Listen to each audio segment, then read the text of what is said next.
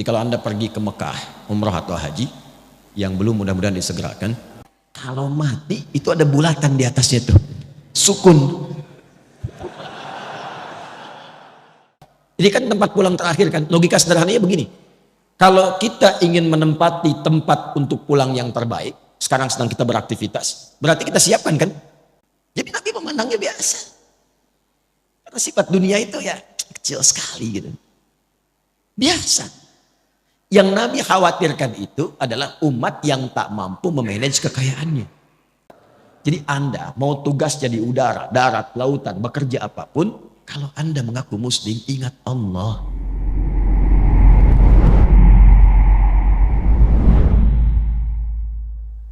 Sejak langit dan bumi diciptakan, desain kehidupan itu setahun 12 bulan. Kalau Anda ingin tahu ketentuan yang lurus dalam agama, dalam konteks ini disebut din. Din itu yang menunjukkan pada kebaikan. Din itu yang mengatur supaya tertata. Kenapa din itu dinamakan dengan din, kemudian disebut dengan Islam? Inna dina indallahil. Seakan memberikan kesan Islam itu bukan cuma agama. Agama itu kan bahasa Sanskerta, tidak rusak kan? A-nya tidak, agama itu rusak. Menjaga supaya tidak rusak. Nah, din itu maknanya lebih daripada itu. Kenapa disebut Islam? Ingin memberikan kesan ketika Anda mengaku muslim, agama Anda apa? Islam. Itu bukan sekedar nama. Tapi dengan Anda menjadi muslim, mengikuti tuntunan Islam, maka menjaga Anda supaya hidupnya tertata. Supaya terarah. Hidup berkualitas. Makanya orang dulu masuk Islam itu hidupnya lebih berkualitas. Lebih baik. Silahkan cek. Kalau dia penuntut ilmu, pasti ilmunya meningkat, jadi lebih pintar, bahkan jenius. Kalau dia pebisnis, pasti ketika masuk Islam, dia tidak akan pernah kaya. Pasti. Tapi akan menjadi pribadi yang kebangetan kayanya. Betul, standar. Itu pebisnis muslim itu kalau dagang, nggak pernah balik modal. Selalu balik untung. Betul. Kenal Abdurrahman bin Auf?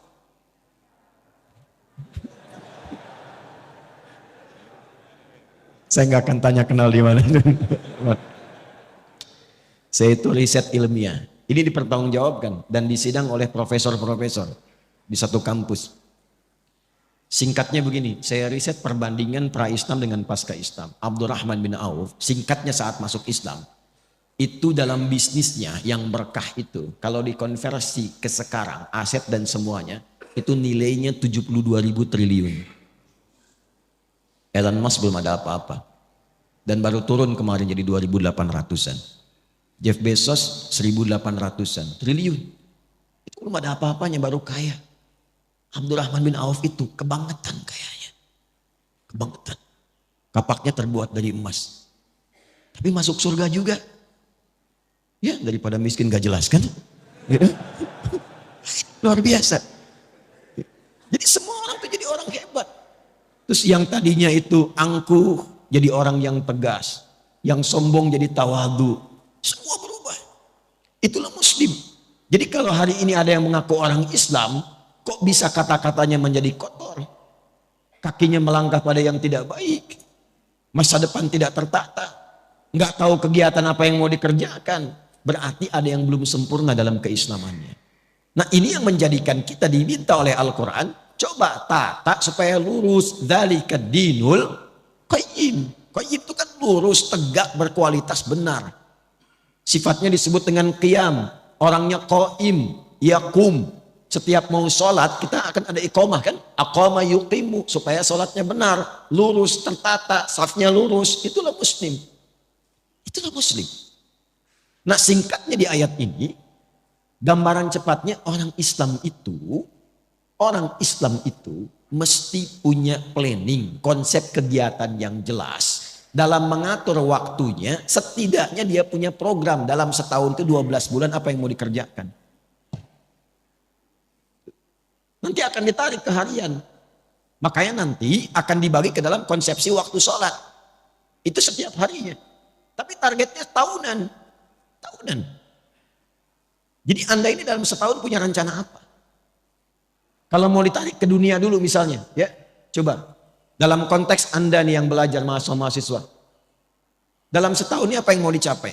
Kenapa yang dipilih kampusnya itu? Mau jadi apa ke depannya? Petakan, turunkan. Dibagi ke dalam 3 bagian minimal.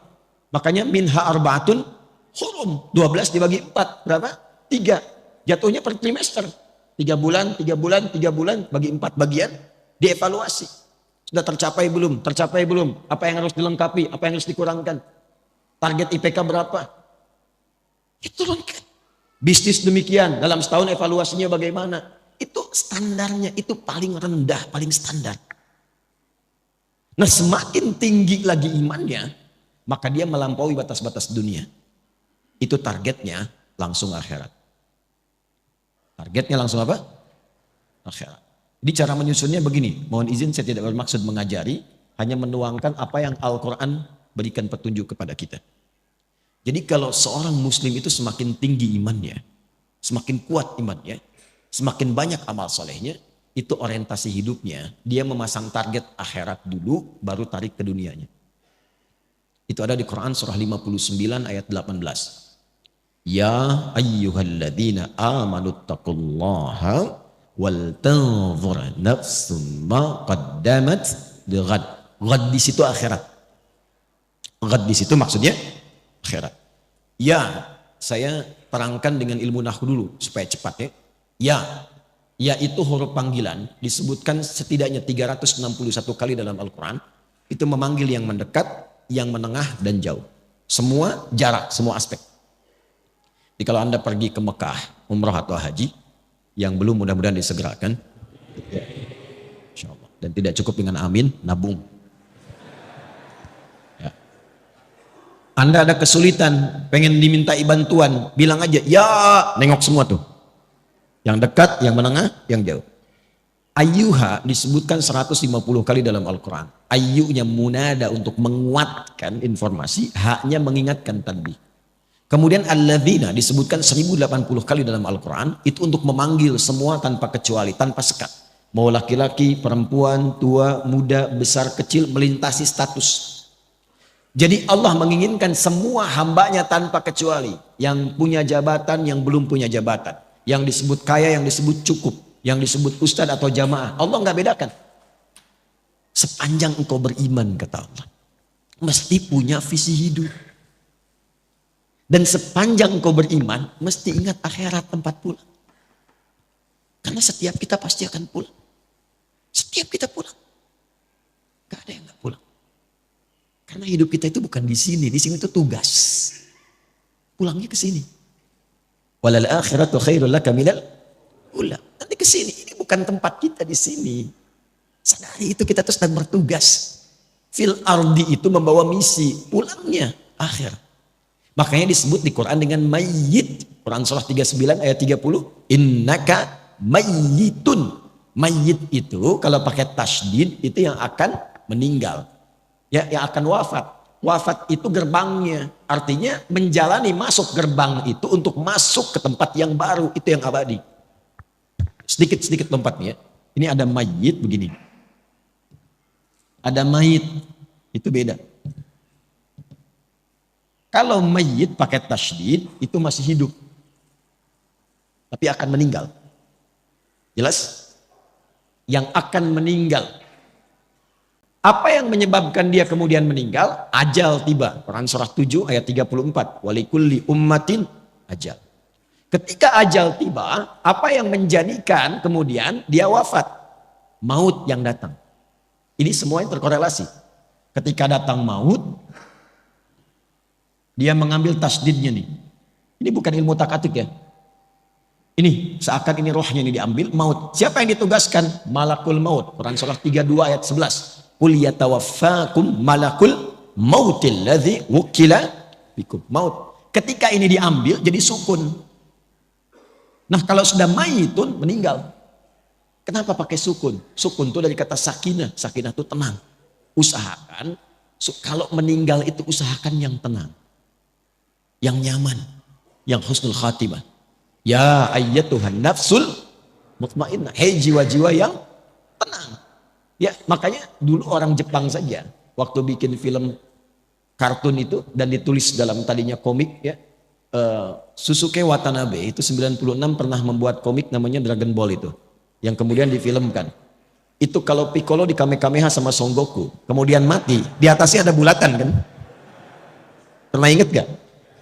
Saya nggak suka film, nggak suka nonton, cuman saya suka riset kenapa begini, kenapa begitu. Bayangkan orang belum beriman saja sudah sadar kalau mati itu ada bulatan di atasnya tuh, sukun. Semakin tinggi imannya dan dia sadar, ya ayyuhalladzina, pakai alladzina, kita ini akan wafat. Dipanggil oleh Allah imannya. Dipanggil, harus punya visi.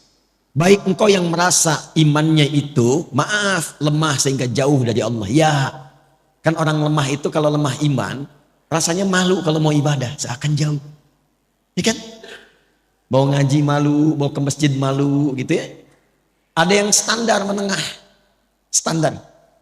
Ada yang kuat, saking kuatnya, Masya Allah cepat. Ilustrasi gampangnya itu waktu sholat. Kalau ingin kita mengukur tingkat kekuatan iman, gampang, cek dalam sholat. Itu standar Quran. Quran surah ke-8 ayat kedua. Innamal mu'minuna alladzina idza dzukirallahu wajilat qulubuhum. Sungguh insan beriman itu bisa dicek standarnya. Kalau disebutkan nama Allah, ada getaran dalam jiwanya. Konfirmasi iman. Nah, Allah menyebutkan namanya itu lewat muadzin dalam adzan, dipanggil. Adzan itu adzan dari kata udhun, telinga. Kenapa disebut adzan? Karena lafaz ini satu-satunya yang akan sampai ke telinga 24 jam berputar. Diperdengarkan nama Allah setiap berganti waktu. Baru bangun disebutkan. Siang disebutkan, sore disebut sampai malam. Untuk dilihat standar iman dalam sehari itu bagaimana kualitasnya. Karena kata Nabi, nanti ada yang yusbiqu mu'mina wa yumsi kafira. Paginya kuat, sorenya lemah, bahkan ada yang kufur. Allahu akbar, Allahu akbar. Ya. Kita ambil misalnya zuhur jam berapa? Subuh jam berapa? 4.24, 4.22 terjadi perbedaan pendapat. Ya kita ambil pas dekat komat lah 4.25 misalnya. Nah ini kalau azan 4.25, Allahu akbar, Allahu akbar, Anda langsung sadar, ya Allah azan, saya siap-siap. Nah itu kualitas imannya standar. Standar. Belum kuat. Tapi kalau dari jam 4 Anda sudah siap-siap, belum dipanggil, sudah ada getaran untuk merespon. Itulah iman yang kuat. Tapi kalau dipanggil 4.25, Anda baru sadar 5.24.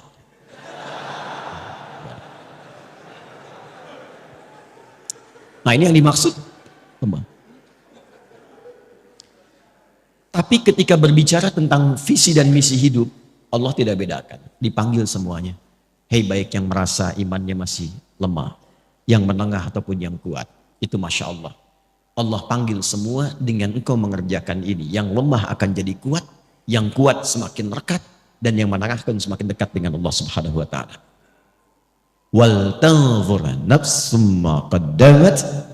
Engkau harus punya visi untuk pulang. Jangan-jangan dunianya nyaman, akhiratnya terancam.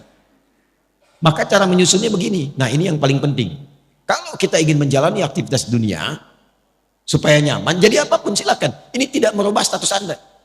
Yang wali kota tetap wali kota, yang camat tetap camat, yang dosen tetap dosen. Gak berubah. Tinggal Anda ingin upgrade atau tidak. Saking pentingnya bunyi itu ya. Mengingatkan, ya suruh nanti saya terangkan. Tarik ini sampai ke masa kita sekarang. Dari sini dulu, dari akhirat. Ini kan tempat pulang terakhir kan, logika sederhananya begini. Kalau kita ingin menempati tempat untuk pulang yang terbaik, sekarang sedang kita beraktivitas, berarti kita siapkan kan? Tempat yang bagus, kalau pulang nyaman, tempatnya enak dan sebagainya. Nah Allah sudah menawarkan melalui Rasulullah, ada 8 tempat indah saat pulang di akhirat. 8 jenis. Yang disebut dengan jannah, surga. Jadi surga itu ada 8 jenisnya. Dari mulai yang biasa, tapi maaf, sebiasa-biasanya pun surga. Ya, mala ainan ra'at wala udhunun sami'at wala khatara ala qalbi bashar. Itu indah. Ingin apapun, seling langsung ada. Itu ada di Al-Baqarah ayat 25. Wa utubihi mutasyabihat. Antum sekarang, waduh lapar nih, udah nunggu dari tadi, ya kan? Pengen makan, pengen sarapan, pengen macam-macam. Di surga beda. Begitu antum ingat nasi uduk, celing ada. Apa aja? Itu yang surga biasa. Apalagi yang indah seperti Firdaus, surga Aden, Darussalam, Jannatun Na'im. Pertanyaannya, saya cuma tanya dua hal. Satu, siapa yang ingin masuk surga? Alhamdulillah. Tapi tidak semua yang ingin ke surga itu yang tahu dan jelas punya gambaran surga mana yang mau dimasuki. Ini antum nih yang kuliah, kalau nggak tahu apa yang mau dicapai, kampus mana yang mau dipilih? Mau jadi apa?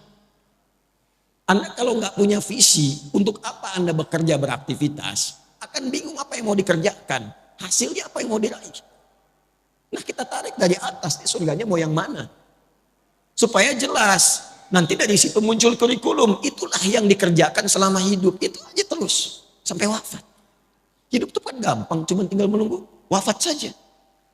Setelah itu selesai kita mendapatkan apa yang disiapkan. Nah saya ingin cepat. Karena waktunya tinggal 15 menit lagi. Setelah itu kalau ada waktu kita diskusi. Supaya memberikan kesempatan Syuruk dan yang lainnya. Fokus baik-baik. Saya akan cepat. Dari 8 jenis surga ini kita sepakati dulu jamaah. Mau surga yang mana? Ya, nggak apa-apa. Saya paham ya. Kalau kan selalu terjadi begitu, nggak ada masalah ya. Nggak ada masalah. Memang rumusnya begitu. Kalau kita mau pilih sesuatu, pilih yang tinggi. Sehingga nanti effortnya dari dalam diri kita itu semakin kuat ingin mencapai. Jadi kalau nggak nyampe, nyangkutnya masih deket-deket. IPK 4. Target belajarnya itu kuat. Kalau nggak nyampe, nyangkutnya ya 3,9, 3,8. Jadi kalau mau target surga, targetkan yang tinggi. Sebab kalau yang biasa-biasa, yang penting ke surga ya nggak apa-apa. Kalau nggak nyampe, nyangkutnya di mana? Jadi Firdaus. Sudah? Oke, tarik ke sini. Tinggal keluarkan di Al-Quran kurikulum surga Firdaus. Tunggangi aktivitasnya di bumi. Dan alhamdulillahnya nggak pernah disebutkan dalam Quran hanya kiai, hanya ustadz, hanya habib, hanya tokoh, hanya ulama masuk surga ini. Tidak. Allah turunkan dalam bentuk sifat dan kegiatan kurikulum. Quran surah ke-23 ayat 1-9.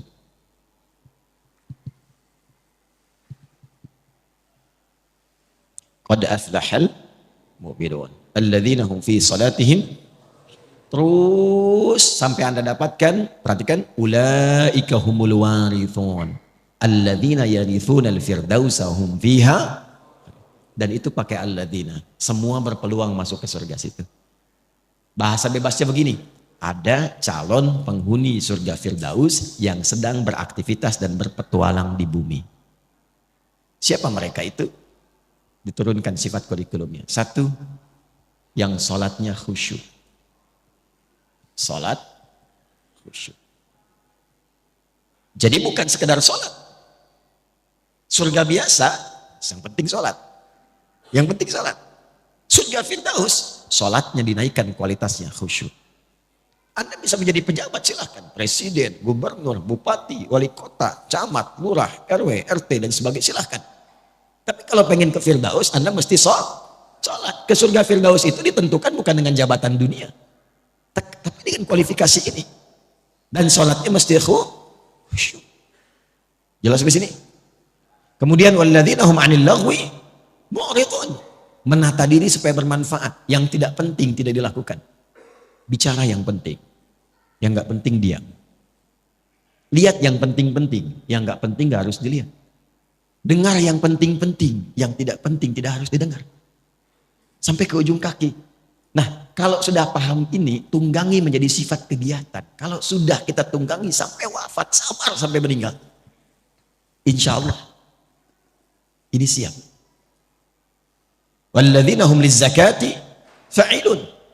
Dia pun bekerja, itu untuk mewujudkan targetnya ini. Ke Firdaus. Jadi dia berusaha itu untuk mendapatkan harta, capaiannya bukan kaya.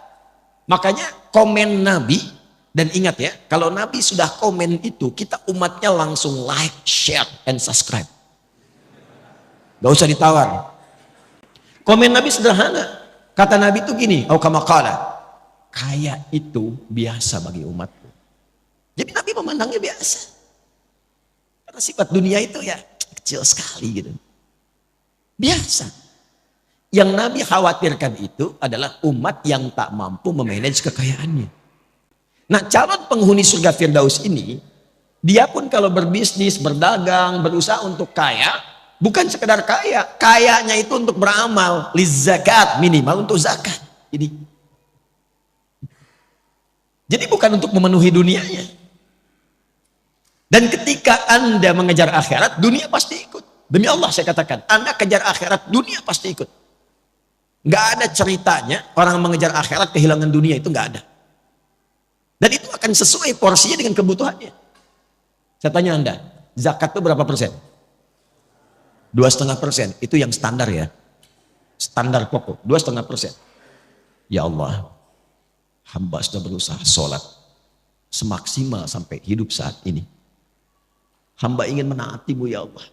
Berikan kesempatan untuk bisa berzakat selama hidup. Hamba tidak minta banyak ya Allah. Hamba ingin surga Firdaus, setidaknya berikan kesempatan 25 juta aja bisa zakat. 25 juta aja bisa zakat. Zakat 25 juta. Tapi kan Allah kasihnya 1 miliar. 2,5% dari 1 miliar berapa? 25 juta kan? Jadi ketika Anda minta 25 juta untuk zakat, Allah kasih 975 juta lebihnya.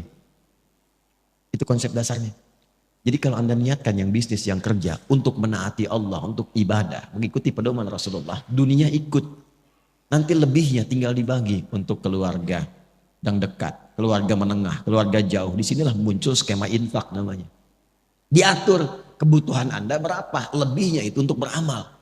Makanya kita pandai-pandai melihat Allah titipkan apa kepada kita. Cuma 4 pilihannya. 1 ilmu, 2 harta, 3 kedudukan, 4 tenaga.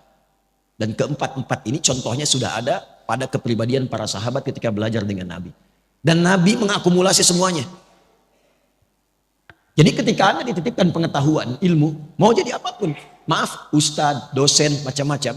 Nah, pertanggungjawaban pertamanya itu pertanyaannya bukan seberapa besar gelar Anda. Berapa banyak ilmu itu yang telah mengenalkan Anda dengan Allah. Kan jelas, itu setiap bangun loh standar. Jadi kalau kita bangun tidur, itu langsung ditanya ya pada diri kita melalui hadis Nabi. Sampai bangun itu sudah seberapa dekat dengan Allah. Ingat Allah enggak? Itu ada di Abu Daud nomor hadis 1367. Silahkan dicek. Dari Ibnu Abbas radhiyallahu taala anhuma.